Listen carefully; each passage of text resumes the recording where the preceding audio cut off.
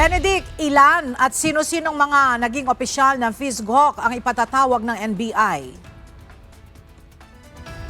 Magandang umaga, Ella. Ayon kay National Bureau of Investigation Director Melvin Matibag, ngayong araw pa lang niya pipirmahan ang ilalabas sa sabina laban sa mga naging opisyal ng Philippine Sea Games Organizing Committee.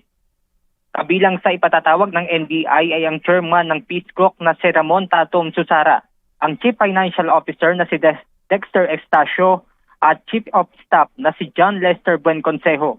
Ayon kay NBI Director Melvin Matibag, bukod sa mga issue ng unliquidated na perang ginamit sa 2019 SEA Games, iimbestigahan din nila ang pagiging interim chairman noon ni Senator Alan Peter Cayetano sa FISGHOC.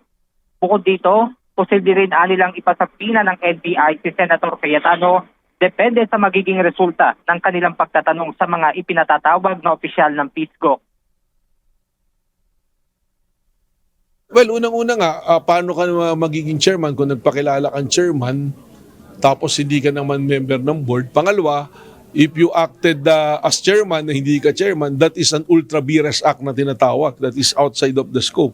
Because anything that is being done by a corporation, whether it's an NGO or not, should be through a board resolution.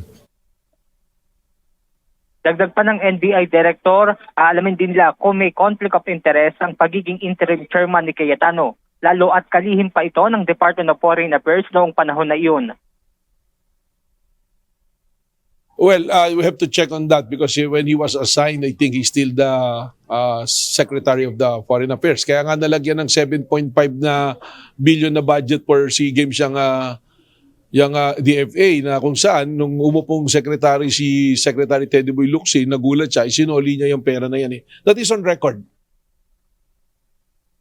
Inaasahan naman na sa Biyernes ang pagdating ng mga ipinatatawag nilang individual at mayroon na rin nilang iba pang mga individual na nais magbigay ng pahayag patungkol sa issue ng 2019 SEA Games. At yan muna ang ating update mula rito sa Pasay City. Balik sa inyo dyan, Ella. Maraming salamat, Benedict Samson.